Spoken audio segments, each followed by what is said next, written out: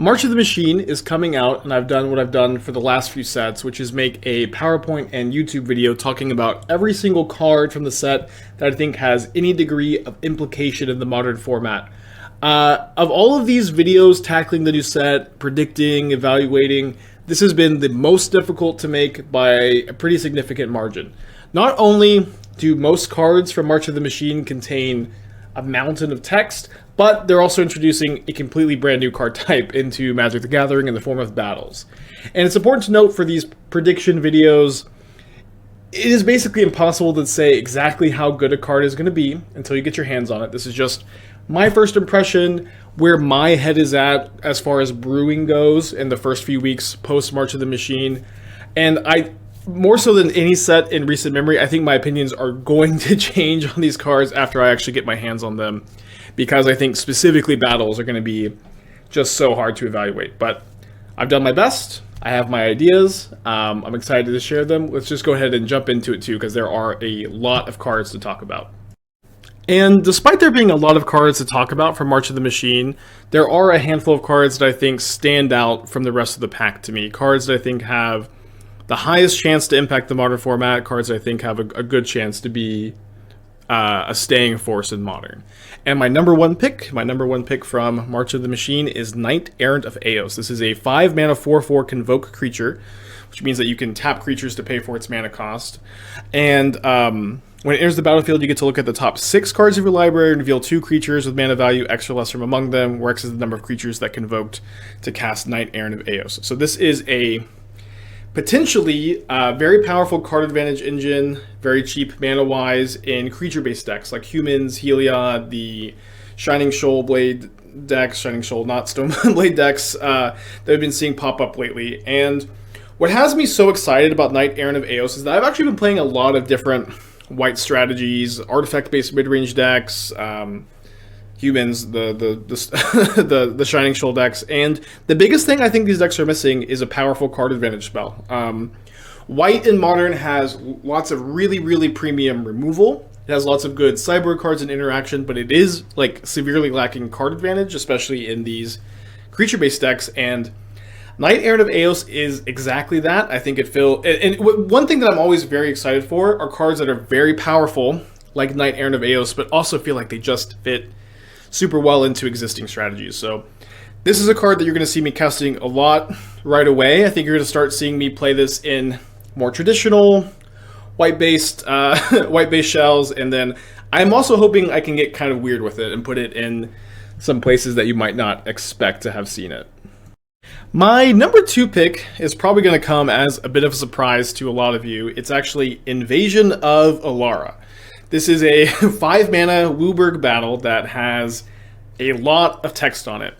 And usually I would not have a 5-mana non-creature spell this high on my list for modern impactful cards. But Invasion of Alara is really ridiculous, I think. So what it does is when it enters the battlefield, you exile cards from the top of your library to exile 2 non-land cards with mana value 4 or less, and you can cast one of them and put the other into your hand. So it kind of has Cascade. Obviously, it's not a cast trigger, it's an ETB trigger. But it's very cool that you get to choose between 2 spells you Cascade into and get to put the other in your hand. That is like a high immediate impact from Invasion of Alara. And what's very exciting is not just the front half Cascade, although you get a good amount of advantage from that, is the ability to flip Invasion of Alaras, either via Vampire Hexmage, or just attacking it immediately, or comboing it through some means yet to be found out. If you can play Invasion of Alara and flip it immediately, the game is just going to be over. It is just going to be a maelstrom of value. It is just going to be absolutely backbreaking for any opponent you play against.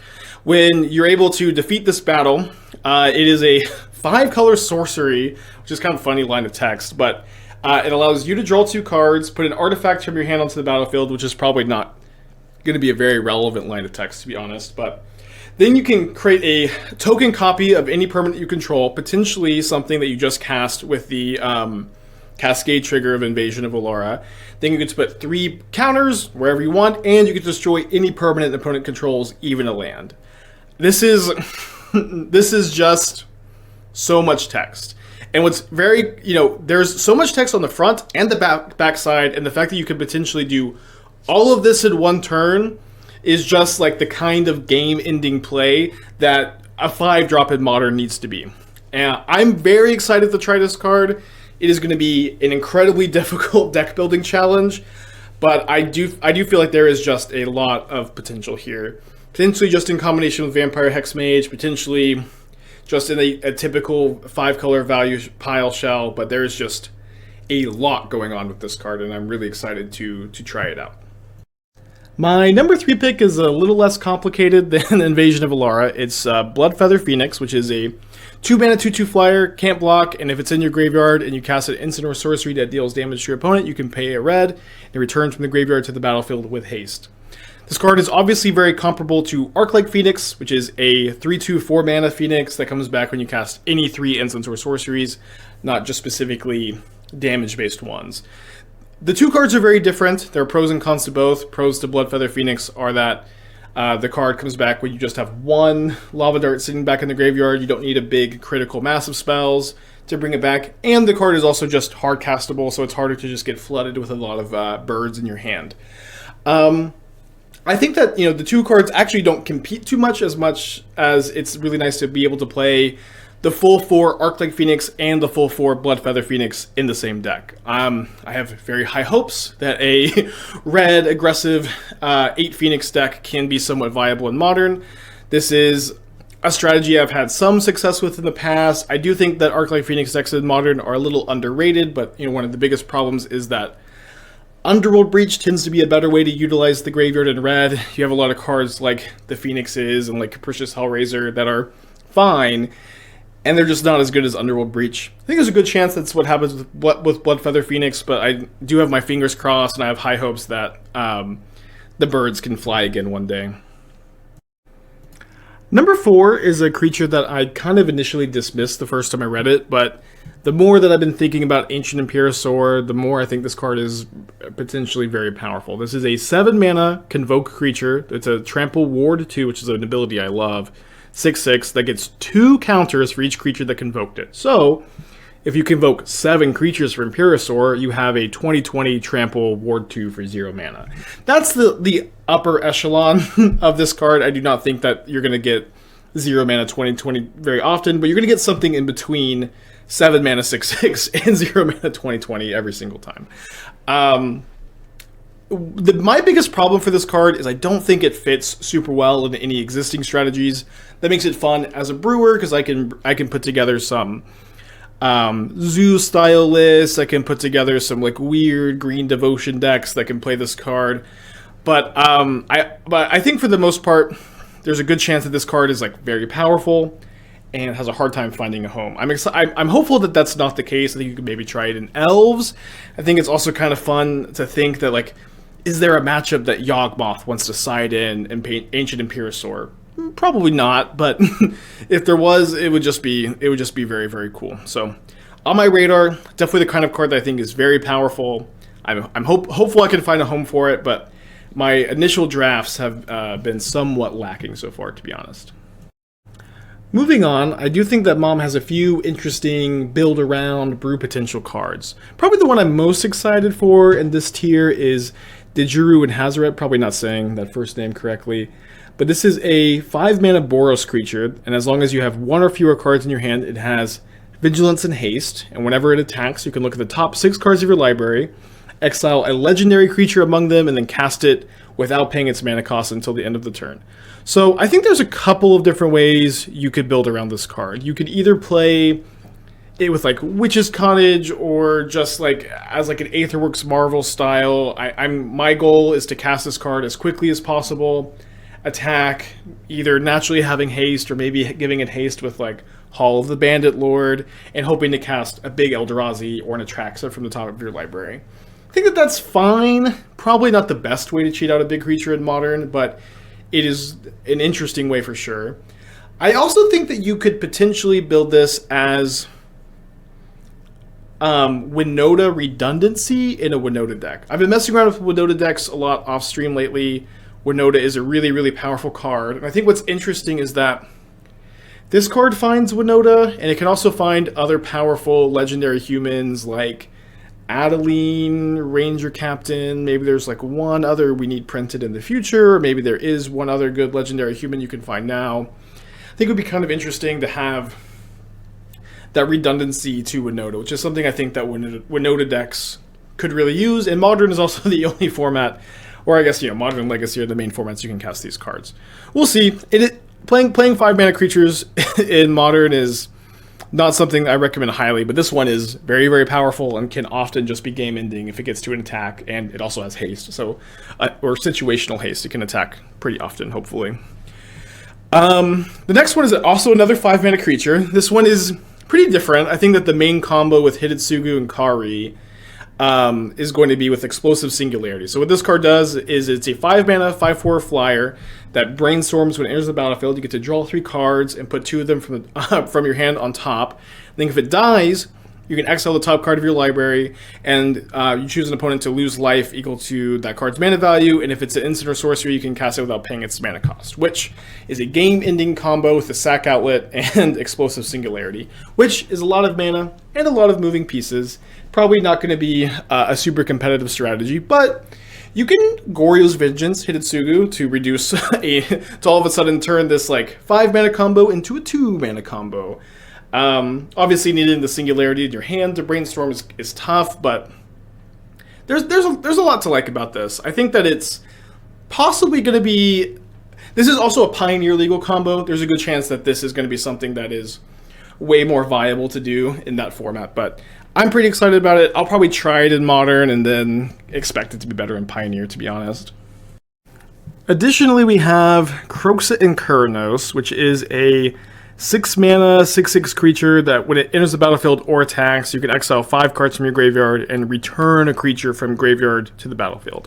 And because it just says return, doesn't say return target creature, this actually combos with Altar of Dementia, where you can put that ETB trigger on the stack and then sacrifice itself to mill yourself for 6, then exile 5 of those 6 cards to bring back your Kroxa over and over and over again until you probably win with Thassa's Oracle at the end of that.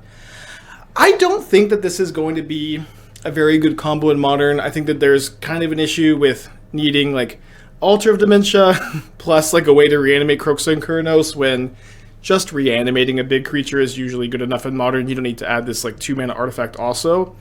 But I do think that potentially you could build this in a Garuda deck.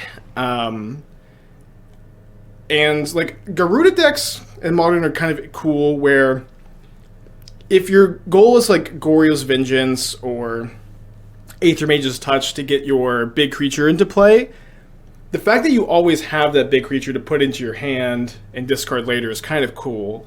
And I've been wanting to build a Garuda Reanimator deck for a while. This could be kind of the missing piece, because like right now, Garuda's not that good to put into play without a deck full of like clones and flicker effects, Restoration Angels, but in a deck with Kroxa and Kuranos and maybe Gristlebrand, maybe that's enough to just get a Garuda Companion Reanimator deck. I'm kind of excited to try it. I hope that it's good. We'll see. One other card that I think is going to be super fun to brew with and has a lot of potential is Tribute to the World Tree. This is a 3-mana green enchantment and says whenever a creature enters the battlefield under your control, you draw a card if its power was 3 or greater. Otherwise, you put 2 counters on it. And you don't have to do that only once a turn. You don't it's not non-token creature. Any creature as many times a turn as possible. I think this could go in a few different shells. The place that I really want to try it that's not going to be very good is alongside a Eula's Influence in a green devotion deck, since these are both like triple green enchantments. They're like sources of devotion that they're sources of devotion that are harder to interact with, and it seems kind of cool to to use Eula's Influence to put a lot of bears into play and make them bigger. And then I think that if you have 2 Tribute to the World Trees in play and a Eula's Influence, then you're making 4/4 bears every time you discard a land that draw you a card, and you can kind of go through your deck, maybe. Sounds very fun. I think there's a few other shells you could try it in. It is a very powerful card. It's also 3 mana, 3 mana untap spell, which is not something I usually like so much. There's a lot of cards in Modern that are 3 mana, and if you untap with them and get to do your thing, you're doing pretty well. I'm willing to make, I think, these are cards I usually don't like very much, but I am willing to make an exception because it's green, because you're able to accelerate into it a bit more easily. We also have Rona, Herald of Invasion, which is a card that I've been liking more and more every time I look at it. Rona is a 2 mana 1/3 that says whenever you cast a legendary spell, you get to untap it, and then it also has this tap ability of drawing a card and discarding a card. And for 5 mana and a Phyrexian, you can transform Rona into Rona, Talarian Obliterator, which is a great name for it, which is a 5/5 trample that has a very cool and super powerful ability. Whenever a source deals damage to Rona, that source's controller exiles a card from their hand at random, and if it's a land card, you can play it for free, or you can cast it for free. Which means, and when you first look at this card, I think you're mostly looking at it like, the backside at least, as a Phyrexian Obliterator. This is something that your opponent is never going to Unholy Heat. They're never going to block it, because if they do, they're going to lose the game if they have cards in their hand. But if they don't have cards in their hand, they can block it or heat it. But this is not, unlike Phyrexian Obliterator, which is something that you would usually not want to target yourself with damage. Rona is really good to Unholy Heat or Fury, or you're pinging with red and 6, where you're able to exile a card at random and play it for free from your hand. And so I do think that it's hard to plan for flipping Rona, damaging it, casting spells for free, but a looter like this that transforms into such a powerful effect that has huge upside on both sides of the field is very interesting and appealing to me. Especially when you can use Mox Amber to trigger the flip of Rona pretty quickly, looting each time you cast a Mox Amber. There's just a lot going on. Rona also being a 1/3 is super relevant in the Ragavan Rin and 6 format. When you compare this to a 1/1 Merfolk looter or an 0/2 Jace Vrin's Prodigy, 1/3 is a really good power toughness to have on a 2 mana looter. I just really like this card. People have asked me about playing this card in Kethis combo. Kethis combo is probably one of the most underexplored archetypes in Modern. Maybe I'll get around to it eventually, but boys, it's so convoluted and it's so many clicks. It's been a deck I've been avoiding, working on for a while. Maybe it goes in there. Maybe you can play it in a Tyvar deck, because it's also a 2 mana creature with an activated ability that's powerful. I've been thinking a lot lately that Sultai Tyvar is a deck that really needed one more good creature to go with Tyvar. This is one more good cheap creature. That's going to be an exciting shell to try Rona out in. Lots of potential with this card. Very powerful. It is also a 2 mana creature that you have to untap with in Modern, which is usually not all that good, but at least the power and toughness is not too bad.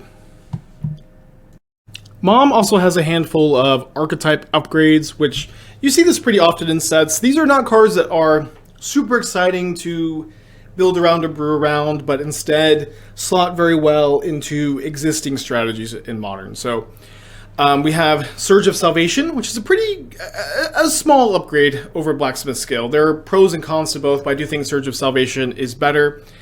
Surge gives you and all permanents you control hexproof until the end of turn. So this gives you protection from Thoughtseize and Grief in a way that Blacksmith Skill didn't, and it also gives you the ability to just stop Force of Vigor from destroying anything, when in the past Force of Vigor is just such a difficult card for Hammer Time to beat and play through.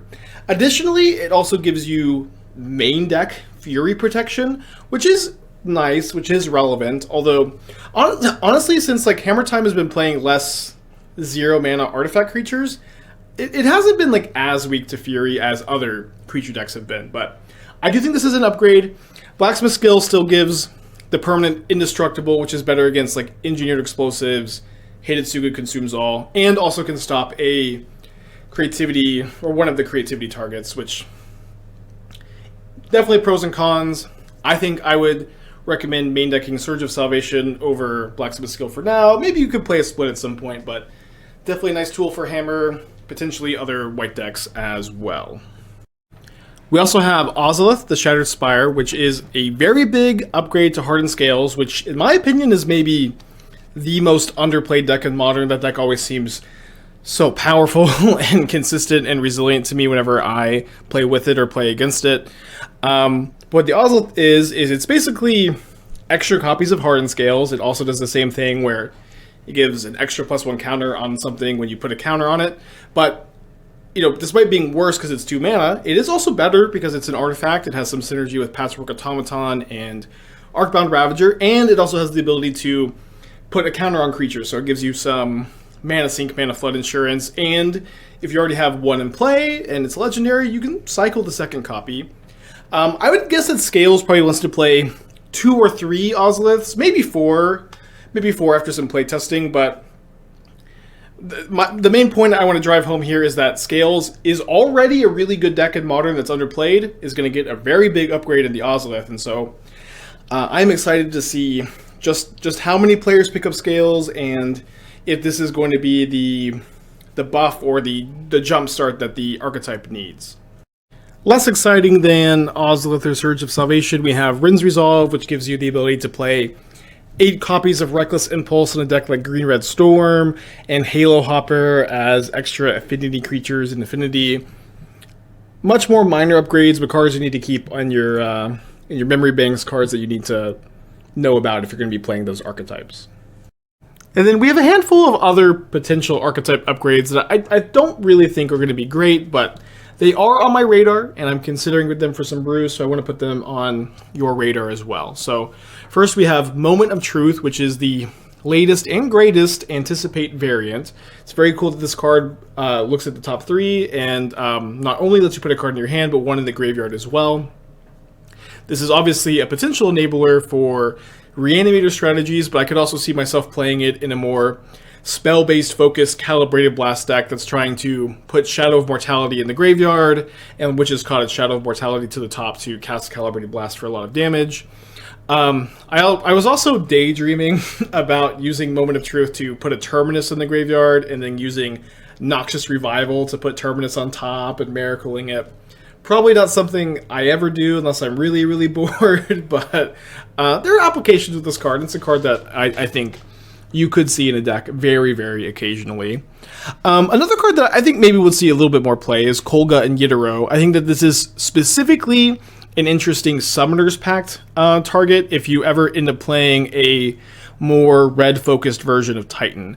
And in my recent experience playing with the Timeless Amulet deck, I was really, really liking Escape to the Wild, so I could definitely see myself one day playing a Summoner's Pact Escape to the Wilds builds, and I could see this as a sideboard card in those kind of shells where you're wanting to bring it in when both the Disenchant mode that you channel is relevant, and one where you want to occasionally hardcast. Just interesting Summoner's Pact target, not one that you're going to want to really think too much about. And also, we're moving on to Shieldred. Probably weird to see Shieldred in this video, but I do always want to highlight that 5 mana black spells in Modern often, or can, I should say, operate as 4 mana spells in specifically Cabal Coffer shells, where you can play your 5-drops on turn 4.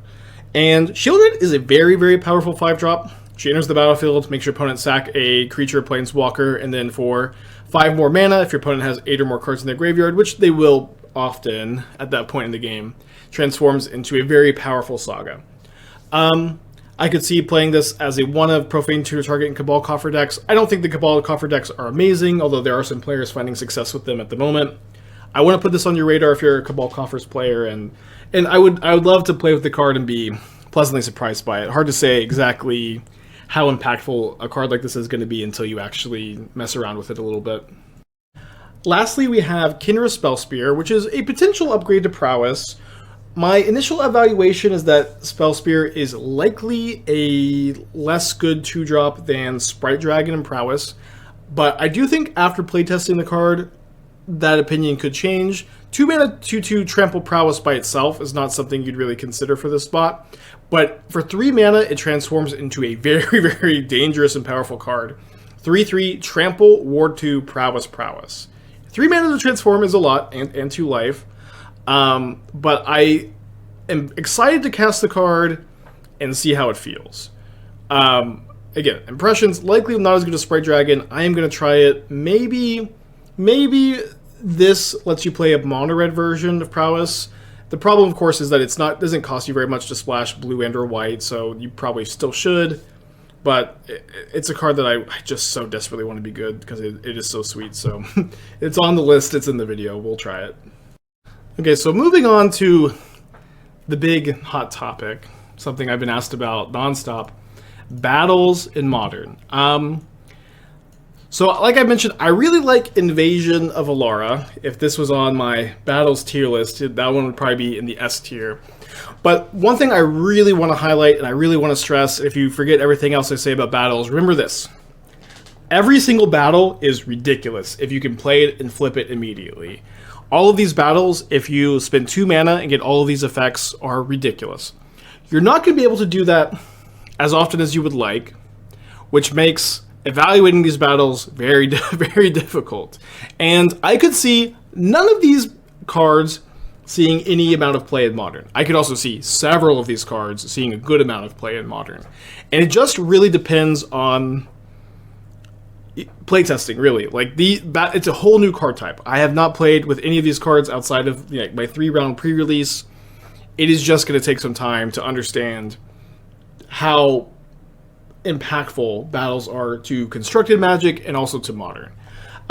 As far as battles to keep your eye on moving forward, battles that I think have some potential, my top 2 picks are Invasion of Tarkir. This is a 2-mana shock that deals an extra damage for each dragon you reveal from your hand, and for 5 defense flips into a 4/4 flying trampler that deals 2 to any target when it attacks.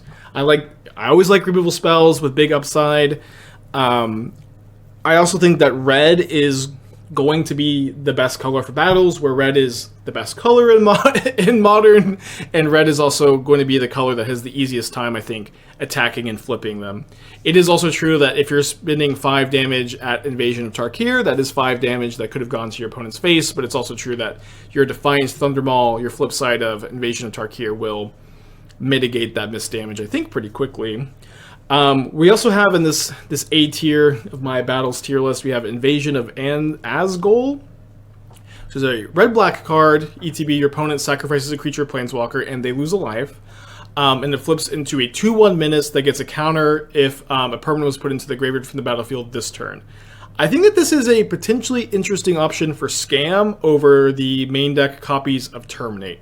I like that it pitches to both Grief and Fury, and I also think that Scam is a deck that puts 4/4 Double Strikers and 4 power menace creatures into play on turn 1, and it's kind of an interesting curve to put Grief or Fury into play turn 1, or Ragavan, Dothi Voidwalker, play this and flip it very quickly. And with fetch lands, Ashen Reaper is going to grow to a sizable and powerful threat in most games of Modern very quickly. So definitely a card I'm interested in trying in Scam.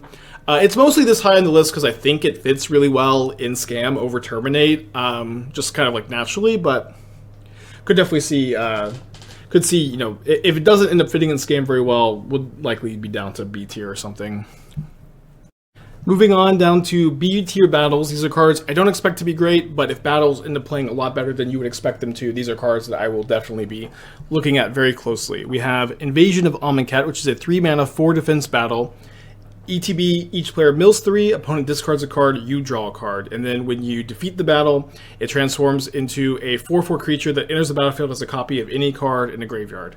Potentially powerful reanimation effect. It's very, very crazy if you're able to play this 2-for-1 your opponent with the draw discard, mill over a big creature, flip this battle, and then reanimate that creature as a 4/4. That is a lot of effect for just 3 mana. And I have felt for a while that there is potential for a more creature-focused version of the Reanimator deck, potentially using Ledger Shredder as one of the best discard outlets in Modern, and this is a card that would potentially slot right in there. We also have Invasion of Gobakhan, which is a card that I actually think will likely see a good amount of play in Pioneer. There's already a really good white weenie deck in that shell. I'm not sure so much about Modern, but it's a 2-mana battle with only 3 defense, which is potentially very powerful. It ETBs with the Paulo effect, looking at your opponent's hand, and for as long and you exile a card, and as long as that card remains exiled, it costs 2 more for your opponent to play it. And then when you defeat this battle, it gives your creatures that attack a +1 counter on each instep, and you can sacrifice it to give your creatures hexproof, indestructible, some resiliency to sweepers. Again, like all of these battles, a lot of text for 2 mana. A lot of text for 2 mana. My biggest issue is it doesn't fit super well into too many existing strategies in Modern. Maybe humans, probably not humans. A card to keep your eye out on. Maybe one day, like a white weenie deck exists that like this fits super well into. But for the most part, like the white weenie decks in Modern that you see are like slower, more resilient, with like Giver and Esper Sentinel, and maybe are not great at flipping this, but maybe are. It's hard. Again, I cannot stress enough. The battles have been so hard for me to evaluate. They're just so different. They're so unique, and it's just going to take some time for me to understand how they play. But this is just where my head's at without actually having touched the cards at all. We also have Invasion of Urgamon, which is a card that I initially thought maybe would fit into creativity. The problem is you're just not ever flipping this 5 defense battle and creativity, but it does ETB, rummage 1, make a treasure token, and then flip into a 3/4 that allows you to discard a card to either search up a land or another battle. A lot of text on it. Not one that I think I would currently start in creativity, but I could be pleasantly surprised by it. One that I think I'll have to do a little bit more thinking on, but I do like the amount of effect that you get for the initial mana investment. Just like all of these battles, you get a lot of effect for not a lot of mana investment. And I think that no other card probably exemplifies that more than Invasion of Kaldheim. Maybe Invasion of Alara, but Invasion of Kaldheim is a 4 defense, 4 mana battle. ETB, exile all the cards from your hand, and then you get to draw that many cards. Until the end of your next turn, you can play cards exiled that way. So if you have 3 or 4 cards in your hand and you play this Invasion of Kaldheim, it's potentially a 4 mana draw 3, draw 4, draw 5 if you're lucky. The problem is, if you're playing 4 drops in your deck, you're probably not going to be able to play your entire hand the next turn. Is definitely something I've been thinking, but it replaces itself, and the backside of the card is also very powerful. It has the ability to, it's an enchantment that gives you the ability to discard a land card, deal 2 damage to any target, and whenever you discard a land card, you get to light up the stage or not light up the stage, exile the top card and play it till the end of that turn, not the next turn. So big card advantage spell, big card advantage engine. I was considering playing this in like a bigger mana Lotus Field variant. You're gonna have to be a big deck with this, a big deck with a high curve, which is not something you want to do in Modern that often. But this card, like many other battles, does a lot for its relative mana cost. Okay, moving on to our C and D tier. These are cards I really do not expect to see in Modern ever, unless battles are just really, really good, which I'm at the moment not expecting them to be. Could be super blown away. So first we have Invasion of Mercadia, which is basically Bitter Reunion, and instead of having the ability to give your creatures haste, it has the ability to transform into a 3/3 creature that lets you discard a card, make 2 elementals that get +1/+0 haste. Weird effect. I think that most decks that would want Bitter Reunion would want Bitter Reunion instead, although you could see some redundancy in the effects getting to play like this as like Bitter Reunion 5 or 6, maybe, probably not. But these videos are all about just looking at every single card with implications, analyzing it, and thinking about it going forward as you're brewing. Next we have Invasion of Theros, which actually is a card that I think is potentially the most powerful battle there is, but the type of effect it has means that it's going to be very difficult to defeat. So it's a 3 mana 4 defense battle. You get to tutor for an aura god or demigod, and then it flips into Afara Ever Sheltering. Very powerful card. 4/4 lifelink and indestructible if you have 3 other enchantments, and whenever an enchantment enters the battlefield, draw a card. This is a lot of power and effect for 3 mana. The problem is flipping it in a white-based enchantment deck seems like it's likely going to be very difficult and like not super realistic. This is maybe my pick for the card that might surprise me the most, because this is a lot of power for 3 mana. Just like all the battles, a lot of power for 3 mana. But I think I have it this low on this tier list because I really do not expect a deck built around Invasion of Theros to be very good at flipping it, if that makes sense. Moving down to D tier cards, I really do not expect to play very often, but again, I might, if battles really do impress me, these are cards I might reach for. Invasion of Ikora maybe is a little bit different from that definition, where a lot of people are very excited for this card. This card's ability to, for 4 mana, search up Vampire Hexmage, sack Vampire Hexmage to defeat the battle, and then flip it into Apex of Ikora, which is a 8/8 reach, and for each non-human creature you control, it can deal combat damage as if it wasn't blocked. Very simply put, 4 mana, 4 mana, 8/8 reach. If this card here, Apex of Ikora, if it costs 4 mana, that would not be a card I would put in any modern deck. It's just not something you want to do. Play 4 mana 8/8 even with this extra text. It's just very simply put, not something that I'm very interested in. I would love this card. I would love this card if it could get Asmo for 0 mana, but it, very importantly, for format balance, even says non-human creature card. I do think that there's a lot of flexibility with this card that makes me more interested than just completely dismissing it and its ability to tutor up an 8/8 with Vampire Hexmage. I don't think I'm going to reach for this one. It does a lot. It is versatile in the fact that it can search up multiple things. It's also possible that you can do something like play this for 2 mana, then Aether Vial in a Vampire Hexmage, flip it, and I don't know. There's a lot of thoughts going on with it. It's probably not going to be a card I reach for super soon, so if you have an idea on how to really break Invasion of Ikora, I encourage you to try it. But right now, it's not a card I believe in a lot. Very similar to Invasion of Kaladesh and Invasion of Ixalan. Invasion of Kaladesh is a card that you would really only ever play in an Affinity deck. I do like that Affinity Shells, especially ones playing Galvanic Blast, could probably flip this one really quickly, so maybe it ends up being particularly nice, but I'm a bit worried about playing this card on the draw, and I'm a bit worried about the vehicle not actually being all that impactful. Although, again, could be pleasantly surprised. Same thing with Invasion of Ixalan. These 2 mana card selection spells I'm not super big fan of. This is ETB, look at the top 5 cards, put a permanent into your hand, and the rest on the bottom. Flips into a 4/3 Trampler whenever you cast a spell, gains Indestructible. Not a card that I think fits super well into any archetype at the moment. Maybe Domain Zoo. It's like you play your big creature first, play this, flip it, but maybe that's just to win more effect. I don't know. This has been one of the harder cards to evaluate. I have it down in D tier. I don't expect to reach for it anytime soon, but if other battles are really impressing me, that's what I'm going to start to reach for. Invasion of Ixalan, Kaladesh, Ikora. I definitely expect in a few weeks, a few months to look back at this battles tier list and have my predictions be pretty off. I did my best, but it is very difficult to analyze all of these new battles, brand new card type, when all of them have so much text on them.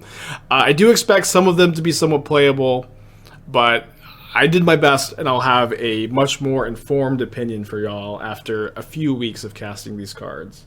But there is another mechanic in MOM that I'm more familiar with and am a little bit easier or had a little bit of an easier time evaluating, and that mechanic is Convoke.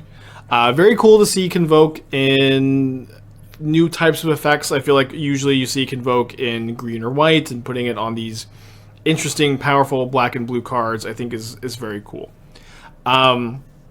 One big problem I have with Convoke from March of Machines is that the best token creators in Modern are, weirdly enough, Gleeful Demolition and Kadatha Rebirth, which make red goblins. And none of the red Convoke cards are particularly jumping out to me. Like there's like the Convoke 8 mana enchantment, and then there's Stoke the Flames, which could see more play than it does, maybe in combination with these other cards. But These are the 6 Convoke spells I think have some potential. I think that specifically Transcendent Message and Meeting of Minds being card advantage Convoke spells is very cool. I've actually already started to see Meeting of Minds see a little bit of play in Pauper, and it's supposedly having some good results there. I think the 2 cards will compete a lot. I think, for 4 mana, Transcendent Message does not draw any cards. Meeting of Minds draws 2, but Transcendent Message being an X spell potentially draws a lot. I could see decks that meet the Convoke requirements here, potentially doing something like playing 4 Meeting of Minds and 2 Transcendent Message, or like a 3-3 split. They could play both, or they could just end up playing 1. These could also be cards that like currently don't have enough good enablers in Modern, but are very powerful, and then you see another enabler like an extra 3rd path Iconoclast that makes blue creatures all of a sudden blow these cards out of the water. Right now, I don't expect them to be amazing. I am excited to try them, but I think that there's probably not quite enough support for these cards in Modern. I would be thrilled to be wrong. I would love to be wrong about this, but right now that's my evaluation.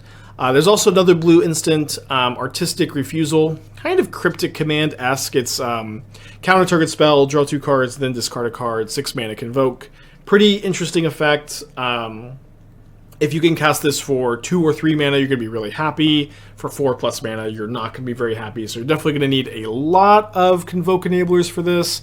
I think this card could be like particularly fun in like an Eternal Witness, like Bant Ephemerate control style shell that puts like a lot of walls and Ice Fangs and Eternal Witnesses into play, and like cast this for 0 over and over again.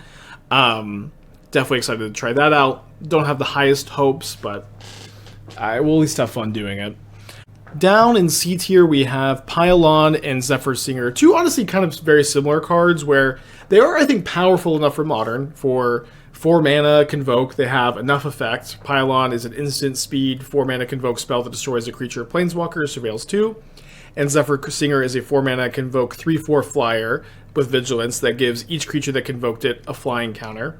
Both these cards seem fine, and I have them down here because I don't think they fit into any existing strategies super well, and I don't think either card is powerful enough that you're really going to be building a new existing strategy to maximize its potential, if that makes sense. I do think that after more thought and playing with like the different Convoke shells, there's a chance we could find a home for these cards, but right now I'm thinking that it's going to take some time, and maybe we just need some more cards printed. If Zephyr Singer was a Merfolk, though, I would be just slam dunking it in the Merfolk shell, and it is actually possible you still just play it in the fish deck, give everything flying. Not sure yet. We'll do some more thinking on that.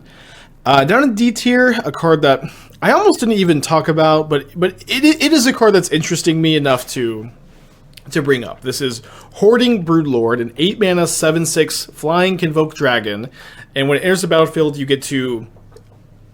basically get to Demonic Tutor, search your library for a card, and exile it, and as long as that card is exiled, even if Broodlord dies, you can play it, and spells that you cast from exile have Convoke, so you can Convoke for whatever card you are Demonic Tutoring for. This is a wild card. It definitely reads to me as very powerful, but also like very likely win more. 8 mana Convoke spells in Modern historically have not been great unless they have Delve attached to them too, looking at Hogak, but I don't know. I really want to like this card. I really want to like Hoarding Broodlord. It is a card that I'm going to be continuing to think about, and if you can find a home for it, it is going to be a very, very strong effect. But I do think that it's likely going to be just a little bit too expensive, and also in what is likely the worst color to Convoke, Black. Black is definitely not known for having good creatures in Modern these days. But these are the Convoke cards that stuck out to me. Very excited to try a few different shells with them, and hopefully we see more interesting Convoke cards printed into Modern in the future. I think it's a really well-liked mechanic. It's one that is definitely interesting to design around and interesting for deck builders to work with too. So next we have our staple of these set review videos, the radar cards. Cards that I'm thinking about, cards that are on my radar, cards that I expect to probably never play, but the cards I'm thinking about, so I want to make sure that you can think about them too. So the one that's probably the most likely to see play is Deeproot Wayfinder. This is a 2-mana merfolk that when it deals combat damage to a player or battle, you get to surveil one, and then you can return a land card from your graveyard to the battlefield tapped. I think if Waterlogged Grove, the blue-black Horizon land that you can sacrifice to draw a card, didn't exist, I wouldn't be too excited about this, but I do think that Merfolk as a deck would love another card advantage card. It would also love another good 1-mana Merfolk, which you can get in the form of the green Merfolk that's a 1-mana 2/2, and obviously grows when you have Merfolk Lords. And so the fact that you can play this, use it to get back fetch lands early, and then like Waterlogged Groves and Mutavaults in like the mid to late game is kind of interesting. Probably not going to be like a staple in the Merfolk archetype, but could definitely be the kind of card that you play, you violate an end of turn, you hit your opponent, and boom, you got some card advantage. I could definitely see that being like an impressive card. Playing it and having Force of Negation and Subtlety up is interesting. It's a card that I'm looking at. Probably not going to try super soon, but is interesting. Another interesting card, Chrome Host Seed Shark. This card reminds me a lot of Sai, Master Thopterist. It's in the sense that it's a 3-mana creature that gives you a lot of artifacts. So if you can get your Chrome Host Seed Shark into play, cast a bunch of non-creature spells, you can get a lot of incubate tokens into play. Now, I think that incubate tokens themselves are not too valuable, but there are a lot of cards in Modern that want you to have a pile of artifacts in play. So there's some potential combo potential with this card, there's some potential explosiveness, but for the most part, cards like Monastery Mentor, cards like Sai, Master Thopterist, I'm not super high on. I think that they require very specific moments to be playable, but it is true that a 2/4 flyer is like a much better body than 1 4-don flyer, 2/2 prowess, which is something to consider, but you'll probably never see me cast Chrome Host Sea Shark unless I'm very bored. We also have Ichor Drinker, which is a card that does something very unique. I don't think that there's any other card in Modern that you can exile from the graveyard and put an artifact into play. I could be wrong, and I don't know that there's any deck that wants this effect. I don't think that there is any deck that wants this effect right now. Exiling a card from the graveyard and putting an artifact token into play. But if there is ever a deck that wants that, then we're going to have Ichor Drinker in our database, and we're going to be able to have a new brew, and maybe we could do some digging and find that. I don't think I've ever seen a card that's able to do this. I don't think I missed any other cards in the set that are able to incubate from the graveyard. I think this is a unique effect, and hopefully we can one day or even soon find a cool use for it. There's also Oracle of Tragedy, a card that is a 2-mana 1/3 ETB or die. Draw a card, then discard a card. You could also shuffle cards from your graveyard into the library on ETB or death. Not an effect you're going to use very often.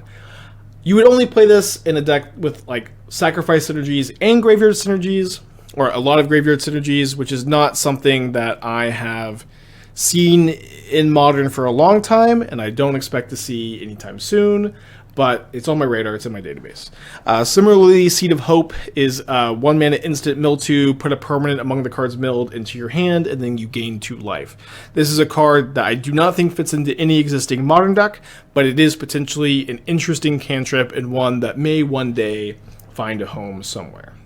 And in a similar vein to our radar cards, are cards that are on our radar, cards that I think are unlikely to make a big impact, don't necessarily have a home. I tend to like to have this other section of the Island of Misfits, and kind of opposite of radar cards, which are kind of like lower power level, but on my radar, these are cards that are higher power level, but they have such like specific archetype restrictions that they're really unlikely to ever find a home, unfortunately. But maybe one day the landscape, the dynamic of Modern changes, and you could see a Abzan creature-based land matters deck that Thalia and the Gitrog monster would fit well into. Or you could find a black-white mid-range deck that Drana and Linvala could see play in main deck or sideboard against Yawgmoth. You can maybe have a blue-white deck with like flying / flash payoffs, but I don't really, maybe with the exception of Errant and Giada, I just don't really feel like you can build a deck around any of these cards, and they're also specific and high mana value and fragile in the very creature removal heavy modern format. These are cards I just do not think are going to ever have a home unless things drastically change. So I tend to like to note these cards because I think that they are high power level, but modern is a really high power level format, and sometimes there are just things about the landscape of the format that makes it like inhospitable to effects like this. Not saying I'll never register any of these cards, but for now, this is how I'm thinking about them. And very briefly, we have a couple of interesting sideboard options here in March of the Machine. Usually there's more cards like this in standard sets lately, but these are the only two that really jumped out to me. So we have Atraxas Fall, which is a modal disenchants, destroying artifacts or enchantments, but also is able to destroy creatures with flying. And this is interesting because from time to time, in mostly green-red decks, I have played Run Afoul of my sideboard as a 1-mana instant speed answer to Murktide Regent in decks that have a really hard time answering Murktide Regent. I think going forward, I would play Atraxas Fall over that, since it's also a bit more versatile. Being a 2-mana sorcery speed disenchant is nice to have in the Urza Saga format. Again, not the kind of sideboard card I play very often, but in any deck that I was playing Run Afoul in, I'll probably now be playing Atraxas Fall. And then there's also Lithomatic Barrage, which is kind of an upgraded Rending Volley. It's sorcery speed instead of instant speed, but it deals 5 damage to blue or white creatures, but also can deal damage to blue or white planeswalkers, killing Teferi Time Raveler for 1 mana, and can also sometimes do 1 damage to any creature or planeswalker, including Ragavans and Dragon Regis Channelers. Again, not a card I expect to sideboard anytime soon, but if I was ever looking to play Rending Volley, I would probably play Barrage instead, although sorcery versus instant speed is something I'd consider with that decision. Moving on, there are some other cards I want to talk about. These are cards that I don't like very much, cards I don't think I'm going to be playing with in Modern, cards I think are hyped up a little bit. People are talking about them, other players are excited for them, but me personally, I'm just pretty down on these cards. I think the one with the most buzz around it, the most hype, is definitely Halo Forager. I've had tons and tons of questions and comments about this card, but I just don't see it making any of the established decks. So Halo Forager is the newest arcane proxy variant. It's a 3-mana creature that can cast spells from either graveyard when you pay X, where X is that spell's mana value. So ideally you're paying 0 and casting the suspend sorceries for free. You're casting your Crashing Footfalls, Ancestral Visions, Glimpse for Tomorrows for 0 mana, which definitely sounds really good in theory, but in my experience with Arcane Proxy, in practice, it's just not an effect that is optimal, and it's not an effect that really makes the deck much better, especially because Halo Forager, being a blue-black card, is requiring you to splash black in a lot of these strategies as well. It's a big problem that the card is a 3-mana spell in decks that are very, very congested on the 3-drop slot on the mana curve. And I think that Rhinos and Living End are just not going to be very interested in this card after some playtesting. I do think if it goes into any Cascade deck, it will probably go in Glimpse combo. However, I think that both the all-in version of Glimpse combo that just puts a bunch of big things into play won't need this to refresh Glimpse, because you're mostly just interested in hitting one big thing immediately. It's kind of awkward to glimpse and then hit some big stuff and do it again, and then maybe you brick. I also don't think this card fits very well into the Elementals version, because the nice thing about playing Glimpse for Tomorrow with Risen Reef and Fury and Omnath is all those cards can just play an individual fair game, where Halo Forager requires you to splash an extra color. It just doesn't do very much for that fair game. I could be wrong. I would love to be wrong. I would love to be as excited as everyone else is for the card, but I just really did not enjoy playing Arcane Proxy. I also, unlike Arcane Proxy, this card is much worse just playing other instants and sorceries. You're really not wanting to play a 3-mana sorcery speed Snapcaster Mage. you're really not even wanting to play Snapcaster Mage in Modern. Again, I would love to be excited about this card, but for me, I just think it's not going to make the cut in any deck. Would love to be proven wrong, though. Additionally, Rin and Realmbreaker is a card that I imagine some of y'all are excited to see in this section, or not excited, surprised to see on this section of the video. When I first read it on stream, I thought for sure that this was going to be a card I was going to try out in Modern, but after some more evaluation, I am very down on Rin and Realmbreaker. The static ability, lands you control have add 1 mana of any color. This is a really irrelevant ability in a format with as premier mana fixing as Modern. The +1 is, like, I think deceptively good. I think the fact that it just doesn't untap the land is a big deal breaker for me. Giving Vigilance to land is nice, where you can attack with it and then play a different spell post-combat, but this is like definitely the kind of card where you want to come down, +1, get in, defend, and then the next turn maybe use the -2 for some card advantage. And the biggest deal breaker, honestly, for me is that -2, where when I first read it, I thought that you could get any permanent that was already in your graveyard to your hand, but the way it's worded, you can actually only get a permanent that's milled from the top 3, which is just a lot less card selection. You're potentially going to brick pretty often on this effect, or more so like just find 3 lands, or find, you know, a mana dork, or find something that's just not helpful to you in this situation, and you're like looking at a Fury or a Blood Moon in your graveyard you really wish that you could grab. I could be wrong, but also, like, this is the type of effect that I would mostly expect you'd want to play in mid-range decks, right? So like Jund Saga, or like Green-Red Ponza, and like in Green-Red Ponza, this is a 3-drop that's competing with Blood Moon, Fable of the Mirror Breaker, Seasoned Pyromancer, Endurance. I don't see Ren seeing any play over any of these cards, and I also don't see this being better than like other 3-drops in like the Jund Saga variants. I just, you know, the barrier to entry to like value 3-drop in Modern is just, it's really, really high, and I just don't think that Ren and Realmbreaker hits that bar with like the +1 and the -2 abilities not being as good as they maybe read on first glance. Omnath Locus of All is another one of these cards that at first glance I was pretty excited for, but after evaluating the play patterns and deck building restrictions of the card, I started to feel like it's just not a playable spell. This mostly because this ability at the beginning of your pre-combat main phase, look at top card. You can reveal it if it has 3 or more colored mana symbols, and if you do, you add 3 mana in any combination of those colors and you put it into your hand. And if you don't, you just put it into your hand.